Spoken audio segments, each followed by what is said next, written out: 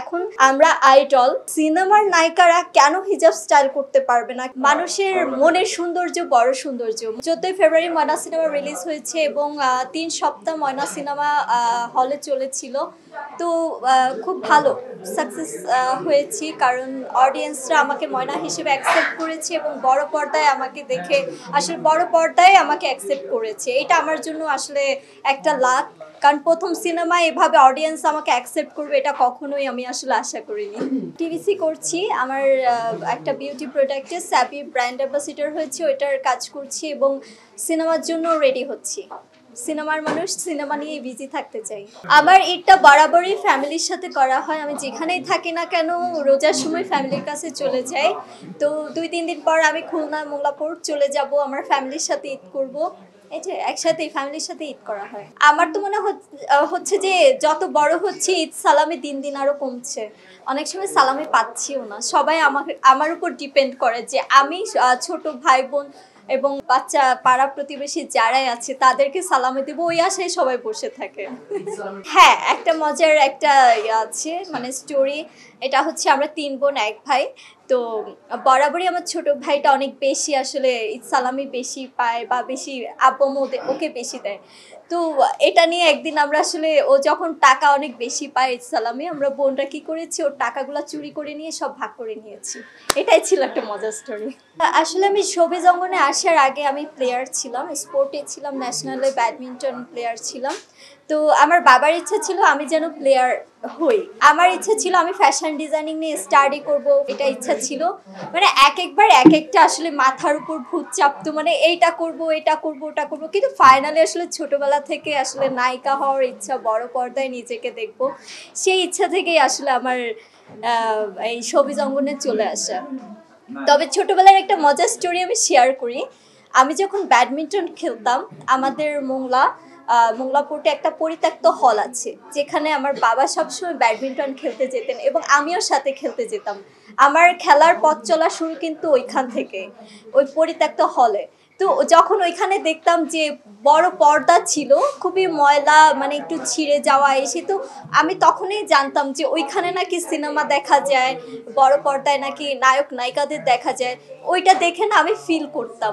আর আজকে সেখানে আমি আসলে বড় হওয়ার পর আমি সেই হলের বড় পর্দায় আমি নিজেকে দেখছি। এটা আসলে আমার জন্য মনে করি যে আসলে মানুষ যখন স্বপ্ন দেখে পূরণ করার জন্য, সেই স্বপ্নটা অবভিয়াসলি যদি মন থেকে মানুষ চায়, আল্লাহ সেটা আসলে পূরণ করে দেয়।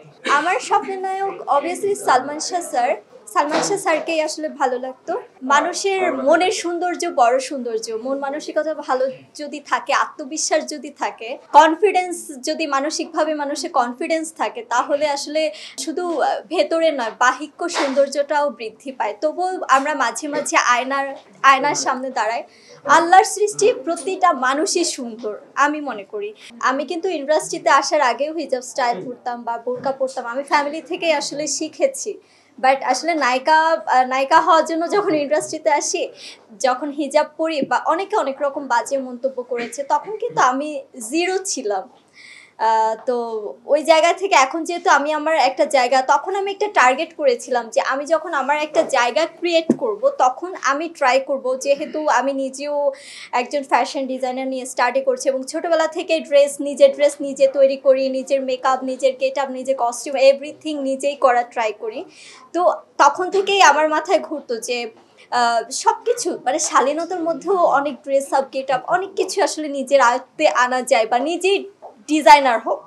তো সেটা যখন নিজের একটা পজিশনটা আমি ক্রিয়েট করতে পারবো, তখন আমার কাছে ফিল হয়েছিল যে, তখন না মানে ওই সময় থেকে ফিল হয়েছিল যে একটা সময় আমি আমার নিজের স্টাইলটা ক্যারি করব এবং আমার অন স্ক্রিনে থাকার জন্য আমার ডিরেক্টরদের যেটা ডিমান্ড করে, যে ক্যারেক্টারটা প্লে করার জন্য ডিমান্ড করা হয়, তখন আমার না হয় এরকম dress up get up carry করতে হয়। বাট পার্সোনালি কিন্তু আমার হিজাব বোরকা এগুলো আমার খুবই পছন্দ। তো ইন ফিউচার আমি এখন ট্রাই করছি, যেহেতু আমার সিনেমা রিলিজ হয়েছে, আমার সবসময় মাথায় একটা প্রশ্ন কাজ করে, আচ্ছা সিনেমার নায়িকারা কেন হিজাব স্টাইল করতে পারবে না, কেন বোরকা পরতে পারবে না, কেন অডিয়েন্সরা বকা দিবে, মানে গালি দিবে, বা ডিরেক্টর প্রডিউসার গালি দিবে, কিন্তু আমাদের শোবিজ অঙ্গনে সবাই আসলে নিজেকে খুব মানে শখ করতে চায়, বা অনেক কিছু খোলামেলা ড্রেসে নিজেকে মডার্ন লুকে আসলে আপনার সিচুয়েশনের সাথে তাল মিলিয়ে তারপর আসলে চলে। কিন্তু আমার কাছে মনে হয় স্রোতের বিপরীতে হাঁটাটা খুবই কষ্টকর। কিন্তু আমি ট্রাই করব নিজের মতো করে শালীনতার মধ্যে নিজের স্টাইলটাকে নিয়ে আসলে এগিয়ে নিয়ে যাব। এখন আমরা আইডল, আমি যখন হিজাব বোরকা স্টাইল করব তখন আমি আরও 10টা মেয়ে বলবে যে আমাদের সিনেমার নায়িকা যদি এত সুন্দর শালীনতার মধ্যে অন স্ক্রিনে আসতে পারে তাহলে আমরা কেন পারবো না। তো যেহেতু আমাদের ইসলামিক দেশ, আমরা ইসলামিক মাইন্ডের, তো সেইটা আসলে ক্যারি করাটা হয়তো অনেক কঠিন হবে, কিন্তু আমি চেষ্টা করব ইন ফিউচারে যেন আমার স্টাইলটা অনেকে ফলো করে। আমি আমার স্টাইলটাকে আসলে আরও 10টা মেয়ের কাছে পৌঁছে দিতে চাই, এবং অনেকে আসলে ক্যারি করছে, আমি দেখেছি হিজাব বোরকা পরছে, ভালোই লাগছে জিনিসগুলো দেখে। হয়তো আমাকে না দেখেও অন্য বাহিরের দেশে আমি দেখেছি স্পোর্টস, হিজাব পরে স্পোর্টসে আছে, হিজাব পরে গান করছে, হিজাব পরে নাচ করছে। আমার কাছে জিনিসটা দেখে আসলে আমি ইন্সপায়ার হয়েছি। তো যাই হোক, সব মিলে আসলে আমার কাছে এই জন্যই আসলে আমার হিজাব স্টাইল বোরকা করা হয় নিজের মনের শান্তির জন্য।